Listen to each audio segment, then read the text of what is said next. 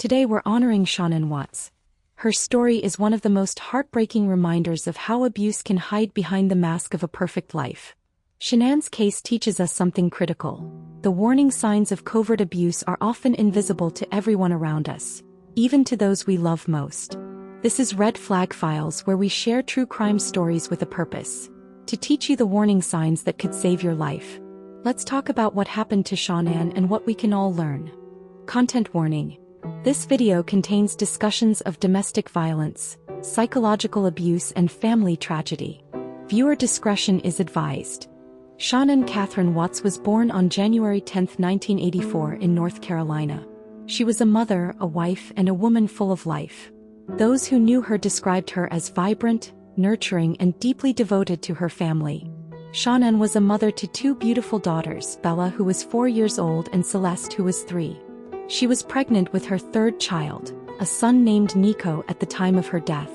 Motherhood wasn't just something Shanann did, it was who she was. She documented their lives on Facebook, sharing family moments, pregnancy updates, and the everyday joys of raising young children. Before becoming a full-time mom, Shanann worked as a medical sales representative for Thrive, a dietary supplement company. She was ambitious, social, and had dreams of building financial independence. She loved spending time with her daughters, planning family outings, and maintaining close relationships with her mother, Sandy Rizasek, and her sisters. Friends remember Shanann as someone with infectious energy. She wasn't afraid to be herself, to express her emotions, and to reach out when she needed support. She was the kind of person who made you feel important, who remembered details about your life, and who showed up for the people she loved. But beneath this seemingly perfect life, the family photos, the loving posts, the dream of a growing family, there were shadows. Shadows that only those closest to her could see. And even then, many of those shadows were so subtle, so carefully hidden, that no one fully understood what was happening behind closed doors. To understand Shanann's story, we need to go back to where it all began. Shanann met Christopher Watts in 2010 while attending a church function. He was charming, seemingly stable, and interested in her. They connected quickly, and by 2012 they were married. In the early years, their relationship seemed solid. But over time, cracks began to form. Small ones at first, then larger. Christopher became increasingly distant, emotionally withdrawn and controlling. He would isolate Shanann from her friends and family, criticizing her choices, monitoring her spending, and making her feel like she was never quite good enough. This is important. Christopher's abuse wasn't loud or violent in the traditional sense. There were no screaming matches or physical blows that left visible marks. His abuse was covert. It was psychological. It was financial. It was the kind of abuse that makes you question your own reality, your own worth, and your own decisions. By 2018, Shanann was pregnant with their third child. She was working, managing 2 young daughters, planning for a new baby, and carrying the emotional weight of a marriage that was slowly suffocating her. In the months leading up to August 2018, she confided in her mother and close friends about her concerns. She mentioned that Christopher seemed distant, that he was spending time with someone else, and that she felt unsupported and alone, even within her marriage. On August 13, 2018, Shanann sent Christopher a text message about their deteriorating relationship. She was hurt, confused, and trying to understand what had gone wrong. He didn't respond with honesty or willingness to work through their issues. Instead, he remained cold and detached. On the night of August 12 into the early morning of August 13, 2018, Shanann came home from a work trip with her friend. She was pregnant, tired, and looking forward to spending time with her family. Christopher was home with their 2 daughters. What happened next changed everything. Christopher murdered Shanann in their home. He smothered her with a blanket. Then, in an act of unspeakable cruelty, he murdered their 2 young daughters, Bella and Celeste, and disposed of all 3 bodies in an oil tank near his workplace. Their unborn son, Nico, was killed along with his mother. The entire family gone. When Shanann failed to show up for a scheduled appointment the next morning, her friends and family became alarmed. They contacted police. What unfolded was a massive search that captured national attention. For days, Christopher stood in front of cameras, pleading for his family's safe return. He was composed, calculated, and seemingly grief-stricken. But it was all a performance. He had already murdered his family and hidden their bodies. On August 15, 2018, Christopher confessed. He led authorities to the oil tanks. The girls were found first. The discovery shocked the nation and broke the hearts of everyone who had been following the case, praying for a different ending. Christopher is now serving life without parole.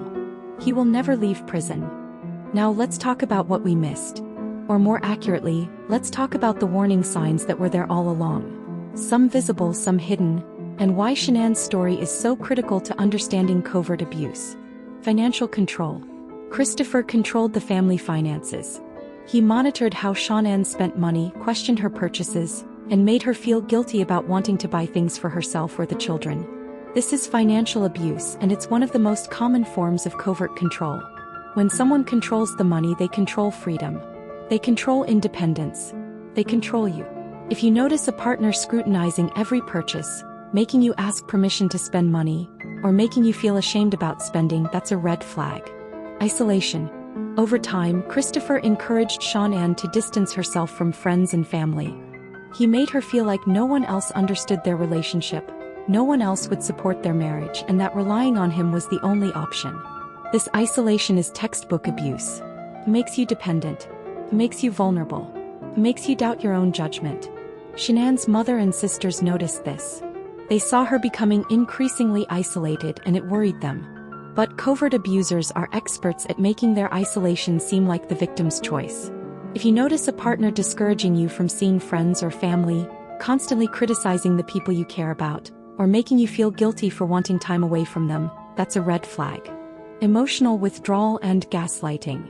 Christopher became emotionally distant and cold. He would shut down conversations, refuse to engage in difficult discussions, and make Shanann feel like her concerns weren't valid. This emotional unavailability, combined with subtle gaslighting, making her question her own perceptions and feelings, created an environment where Shanann doubted herself constantly. She would reach out to him and he would pull away. She would express concerns and he would make her feel irrational for having them.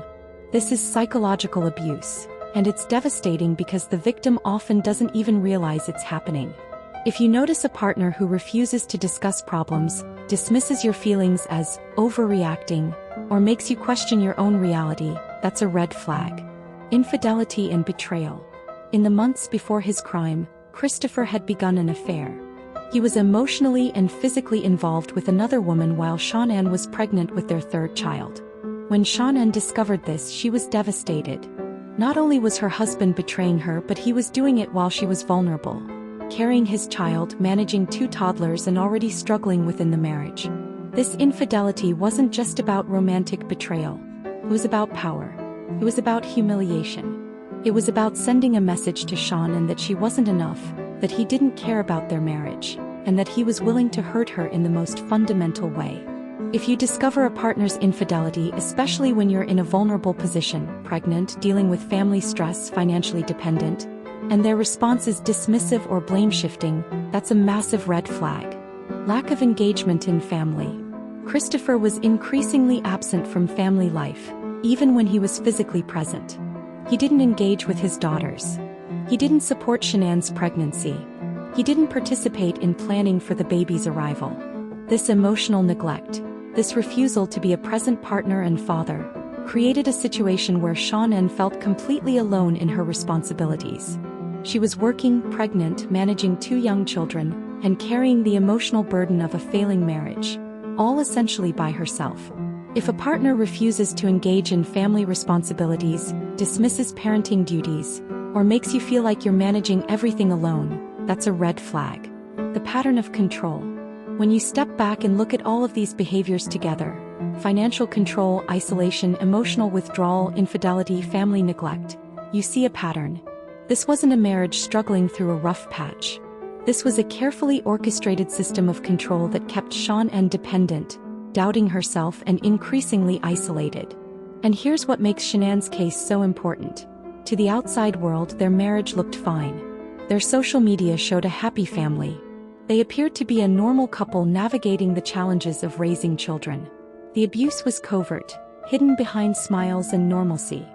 Shanann's case teaches us several critical lessons about abuse, relationships, and the importance of recognizing covert control before it's too late. Lesson 1. Covert abuse is real and insidious. Covert abuse doesn't look like what we see in movies. There are no black eyes, no broken furniture, no screaming arguments. Covert abuse is psychological. It's subtle. It's designed to make the victim question their own sanity while the abuser maintains an image of normalcy to the outside world. This is dangerous because people don't recognize it. Friends and family don't see it. The victim themselves might not fully understand what's happening until they're so deep in it that escape feels impossible. If you're in a relationship where you constantly feel confused, questioned, controlled, or unsupported, even if there's no physical violence, that's abuse. Full stop. Lesson 2. Financial control is a form of abuse. Money is power. When a partner controls the finances, monitors spending, or makes you ask permission to spend money, they're controlling your autonomy. They're preventing you from building independence. They're trapping you. Financial abuse is one of the most common forms of covert control, and it's often overlooked because people don't recognize it as abuse. If your partner refuses to let you work, monitors your income, or controls all the money in the household, that's financial abuse. Lesson 3. Isolation is a red flag. Abusers isolate their victims deliberately. They do it by criticizing your friends and family, by making you feel like they're the only one who understands you, by discouraging time away from them. When you're isolated, you have no outside perspective. You have no support system. You become completely dependent on the abuser. If you notice that a partner consistently criticizes the people you care about, makes you feel guilty for wanting time away, or discourages you from maintaining relationships, that's a red flag. Lesson 4. Your instincts matter. Shanann's mother and sisters noticed something was wrong. They saw the isolation, the control, the emotional distance. Shanann herself reached out to people she trusted and expressed her concerns. But because the abuse was covert, because it didn't fit the stereotype of abuse, and because abusers are masterful at maintaining their image, the severity of the situation wasn't fully understood. This isn't a criticism of the people who loved Shanann. Covert abuse is designed to be invisible. But it's a reminder that if you notice concerning patterns in someone's relationship, even if you can't quite put your finger on what's wrong, trust that instinct. Take it seriously. Support that person. Lesson 5. Perfect relationships don't exist. Shanann's social media showed a seemingly perfect life. She posted photos of her smiling with her daughters, updates about her pregnancy, moments of family joy. And those moments were real. But they were also incomplete. They didn't show the control, the isolation, the emotional pain that was happening behind closed doors. This is important because it reminds us that what we see on social media is a curated version of reality. A relationship can look perfect from the outside while being deeply unhealthy on the inside. Don't measure your own relationship against someone else's highlight reel. Lesson 6. Trust your gut. Something feels wrong in your relationship, it probably is. If you feel constantly confused, controlled, unsupported, or isolated, that's not normal. That's not love. That's abuse. Trust yourself. Reach out for help. You deserve a relationship built on respect, honesty, and genuine partnership. If Shanann's story is teaching us anything, it's that we need to recognize the warning signs early, both in our own relationships and in the relationships of people we care about. Here are specific actionable steps you can take today. For your own relationship, check in with yourself honestly. Ask yourself, do I feel respected in this relationship? Do I have freedom to make my own decisions about money, friendships, and time? Do I feel supported and valued? If the answer to any of these is no, that's a signal that something needs to change. 2. Maintain your independence. Keep your friendships. Keep your job if you have one. Maintain your own bank account or financial access. Never allow a partner to control your financial autonomy. Financial independence is one of the most powerful tools for leaving an abusive relationship. 3. Watch for patterns. One controlling behavior might be overlooked. But if you notice a pattern of control, financial monitoring, criticism of your friends, emotional withdrawal, isolation, that's a red flag. Patterns matter more than individual incidents. 4. Trust your instincts. Something feels wrong, it probably is. Don't dismiss your gut feeling because the person seems nice or because the abuse isn't physical. Your intuition is protecting you. 5. Build a support network. Stay connected to people you trust. Friends, family, mentors. A strong support system is both a protection against abuse and a lifeline if you need to leave. For supporting someone else. Listen without judgment. If someone you care about is expressing concerns about their relationship, take them seriously. Don't minimize their feelings even if the abuse isn't obvious to you. 2. Watch for warning signs in other people's relationships. Notice if a friend is becoming isolated, if they're talking about financial control, if they seem anxious or unhappy. These can be signs that something is wrong. 3. Offer support, not criticism. If you're worried about someone in an unhealthy relationship, approach them with compassion. Don't criticize their partner, they might defend them, or make them feel judged. Simply let them know you're there for them no matter what. 4. Know the resources. Be familiar with local domestic violence hotlines, shelters, and counseling services so you can direct someone to help if needed. 5. Respect their timeline. Leaving an abusive relationship is complicated. It's dangerous. It takes time. Support the person in your life without pressure or ultimatums.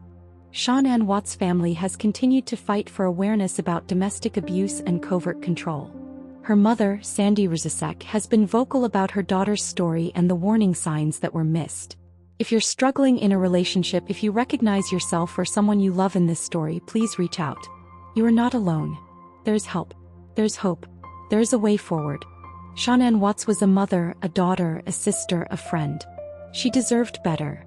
Her daughters deserved better. The world deserved to have them in it. But her story doesn't have to end in tragedy for someone else. By recognizing the warning signs of covert abuse, the financial control, the isolation, the emotional manipulation, we can protect ourselves and the people we love. This is Red Flag Files. We share these stories not to shock you or to sensationalize tragedy, but to honor the victims by protecting those still here. Shanann's legacy can be one of awareness and prevention.